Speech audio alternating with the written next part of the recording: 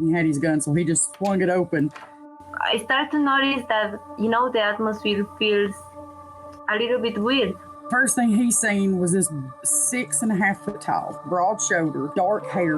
That freaked him out. We hadn't talked to her about like life and death and what any of that means. She's 3 years old, So we turned around. Suddenly there's a whole tree falling across the road. And she was describing to us that, there was a deceased person that she could see visually. You're listening to Cryptid Clues, where we tackle the ever-expanding history and mystery of monsters and supernatural madness every Monday. You can find us at CryptidClues.ca for more information, or even check out exclusive content and support us at patreon.com/CryptidClues. Hello, ladies and gentlemen. Welcome back to another episode of Cryptid Clues. I am your host, Taylor, and today we're taking it home. If you haven't been around these past few weeks, in short, we've done a thorough deep dive into the drone, UFO, UAP situation that's been ongoingly unfolding. And last week, we just did a deep dive into the Sierra Nevada region. That was a lot of fun. But if you wish to reach us directly, you can do so via cryptidclues@gmail.com. Otherwise, you can check out our socials. So an article released this past month. Now, you're probably wondering when I say take it home, what the heck? But featuring this article was an interview with a Mr. Reuben Day, and I quote, "There's Sasquatch here, yes, no uncertainty," end quote. Now, the area in question is West Kelowna. This is probably the heart of the Okanagan in the province of British Columbia, Canada. I'm not extensively familiar with a lot of the back roads, but I have ventured on a few of these roads repeatedly. So there's a few that I know, but there's so many roads that connect and intertwine. There's a really neat network of paths that you can actually take where you just turn off of a highway, and after a lengthy amount of time of off-roading, you'll end up a ways away on a different highway instead of just going the direct route. Now, seeing these different shortcuts, or I should say alternate routes, because shortcut means it's faster and it's a little bit longer. So they're different routes. It's very exciting. And most of these routes go to far remote areas. You're going to find big lakes, old rundown cabins that haven't been used in decades, just really abandoned little places, and even some very old mining caves and tunnel networks. You're going to hit these places, and if you keep on going and drive past them, eventually you'll come off of a turnoff that'll lead you back onto a main highway with tons of people. But it's just amazing how many awesome, dare I say, Easter eggs are just in our backyard. All these little pathways you can venture out and explore. Lots of really, really cool places out in West Kelowna. So I digress. In this interview, Reuben Day exclaims that it's all Sasquatch country and that the Okanagan itself is a great place for Sasquatch to reside. Now, Day has accumulated his fair share of photos and castings of footprints. I'm going to have a photo pop right here on the video version. Now, Day, he used to think Sasquatch was just make-believe stuff, that of legend. And he mentioned how growing in the Pacific Northwest, he kind of had this preconceived notion where Ogopogo and other things like that are all fake. That was until he started having his own experiences. Having seen a Sasquatch with his own eyes, and I quote, "I could see the hair, I could see the shoulder, I could see from the thigh up in broad daylight. It was just standing there. I was frozen and like, am I seeing what am I seeing?" End quote. Being actively involved with a variety of groups, one notably being the BFRO, Day states that he has tracked down a Sasquatch just west of Okanagan Lake. A friend of his had given him a call and asked for his help in investigating a sighting. It was around 20 kilometers up on one of the main Creekway roads. This is a road that I actually am familiar with, but I quote, "I saw motion and I turned right, and the biggest blondish, whitish blind thing ran at my truck so fast that I braced for impact. There was no impact, but it had dwarfed the vehicle. I could only see the torso through the window. It was that big, and I thought it was going to flip the truck. It was awesome. You can't tell somebody that they exist if they haven't had an experience. I guess it doesn't matter. Nobody is going to believe you anyways. But I don't even care anymore. I just go up and have fun." End quote. Now, Day acknowledges the disbelief, and he accepts it now as well. I won't nitpick or break this down too much. As a listener, listening to this, you have your own interpretation and you can do it on your own volition. But I understand Everyone's interpretation experience with these things is going to be different, with some similarities that are crossing over. But I also know that there are many folks out there who aren't as scared as I am and have a lot more confidence than I do as a person. I'm not saying I have no confidence or anything like that. You know, I'll hold my own. But when it comes to something like this, to be in that situation where one of these creatures is charging at you whilst you're in your vehicle and remaining calm, that just blows my mind. I would not be that confident. I would be very afraid.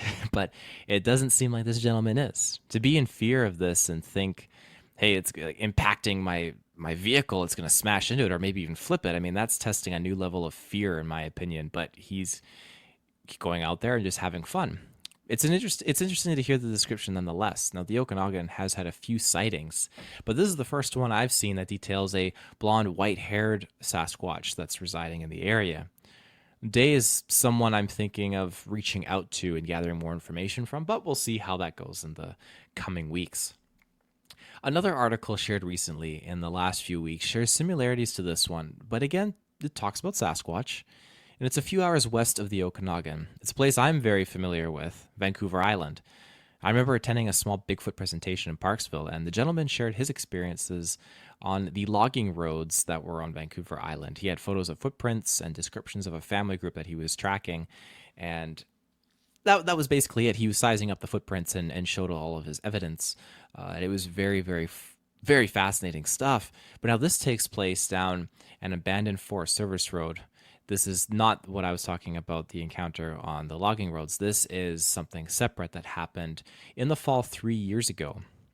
So Tyee Jack is this gentleman's name. He was bucking up a log for firewood when he saw something move on his right side of his periphery. And I quote, "Did something just stand up? I didn't want to turn my head, but I moved my eyes. I swore it's a frickin' Pukamos. He's just watching me. I'm not going to panic. One more swing and I'll walk." End quote. Now, Jack had an axe in hand, but in this moment, he turned his head to face the creature after he had swung one more time into the wood. Now, when he faced the creature and the creature noticed that it was spotted, it immediately jumped off of the stump it was standing on and hid.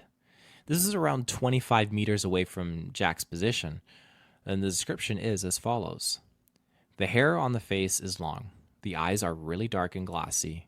I guess it was tall, just the way I saw it stand up. It was like easily over 7 feet. It was big, and the smell it left was stench. End quote.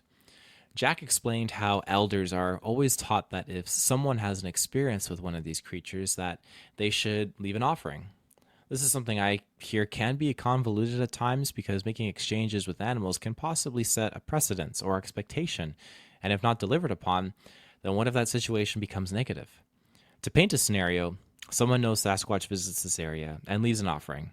What if the next person who doesn't know this comes by and doesn't leave an offering? Then perhaps it yields a negative outcome.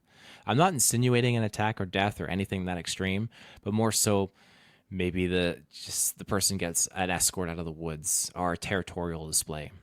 Escorts out of the woods usually consist of these things tailing you. You're walking along. You can hear it on either sides of you in the tree line, but you can't see it, but you know you're being followed, and you just want to get the heck out of there. And once you get far enough out, they back off. But again, this is me formulating an outcome without official evidence, but just information that I have gathered myself from my own perspective.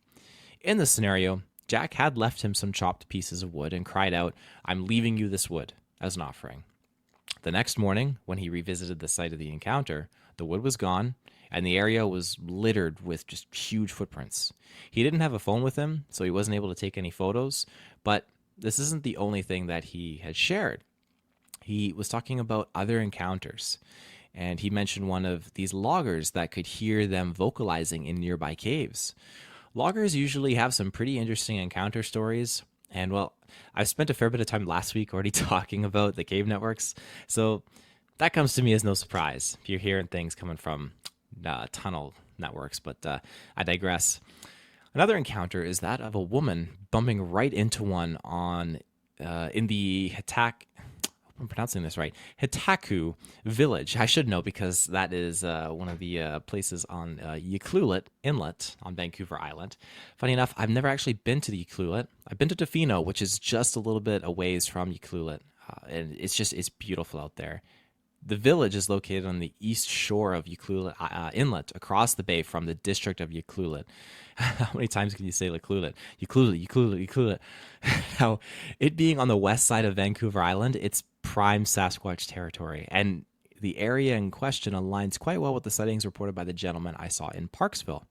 Vancouver Island itself, which I know you hear me say the island, and you may think something more smaller in size, because islands generally have that kind of preconceived notion, I reckon. But I kid you not, if you ever hike up Mount Benson on Vancouver Island, you'll see the ocean on one side looking towards Vancouver.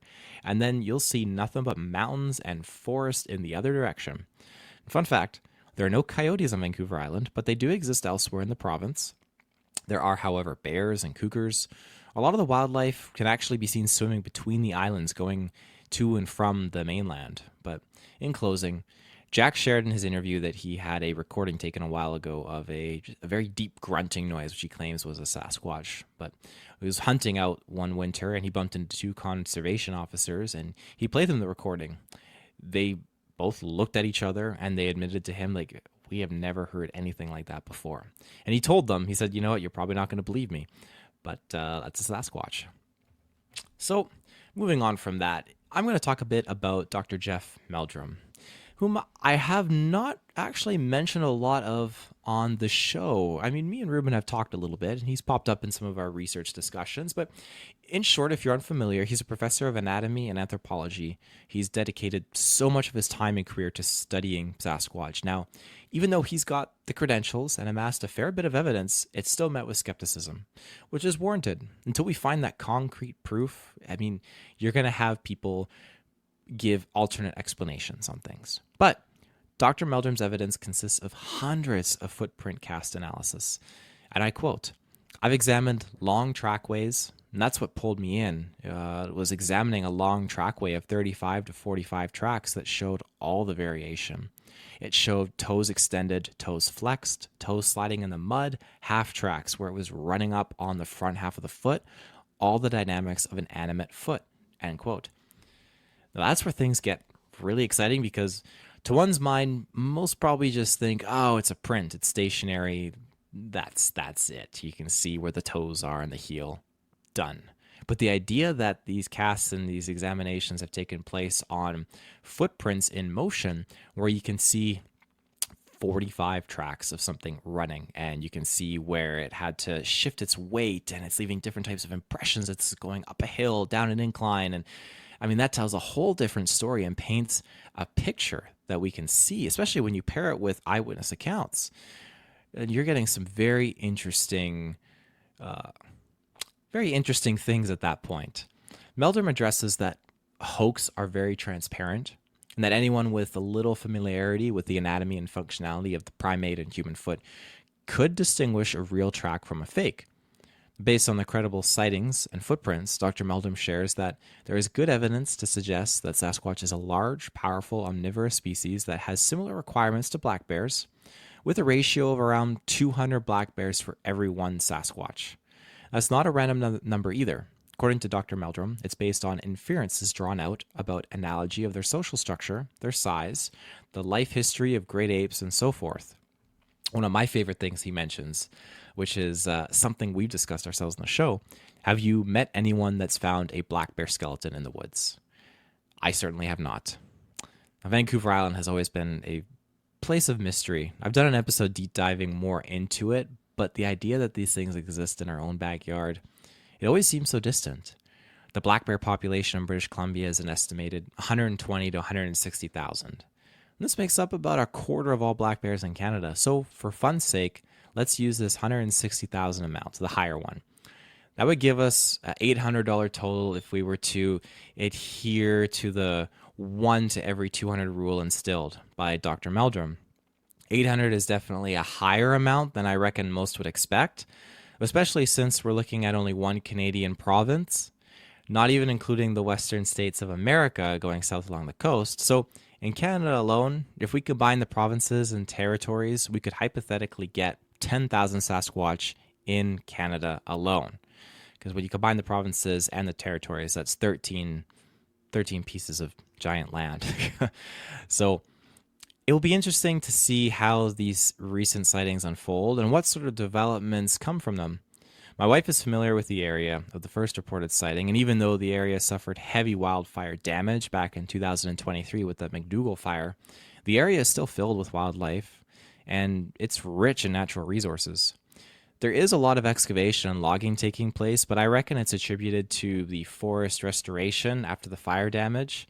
But at the end of the day, it seems even after such a deadly wildfire, the Sasquatch remains and resides in the area. So that's definitely a positive outcome, in my opinion. That's going to warrant a little bit more exploration. So I'm going to have to put some time aside and see about getting out there and, I don't know, maybe seeing what there is to see. There was one of the roads out there which I did do a nighttime drive, because there are natural streams where, I mentioned this before, where you do cave diving on Vancouver Island, and the limestone acts as a natural filter for water. So the water is pouring through the rocks, the limestone is cleaning it, and you can just put your head under and drink it, and it tastes so good. There is spots like that around West Kelowna that I know I have found. One in particular where the water's just coming out of the ground and the limestone is cleaning it, and you can just take a big watering jug, fill it up, and it's quite popular. A lot of the local residents actually bring jugs and they fill up the water and they bring it home. You run it through your own filter at home, but dang, it's good water. Holy smokes, on a cold or hot day with a cold glass of that water, it's so freaking delicious. And where was I going with that? Because I lost my train of thought. But anyways, the area, I've done one nighttime drive out there, and it was to grab some water. And yeah, it's a totally different place at night. But it's, again, a wide network of roads and pathways filled with lakes and wildlife. And there's no shortage of natural sustainability for these things to exist out there, even after a forest fire. So yeah, it'll be interesting to see how these recent sightings unfold and what sort of developments come from them, like I already said.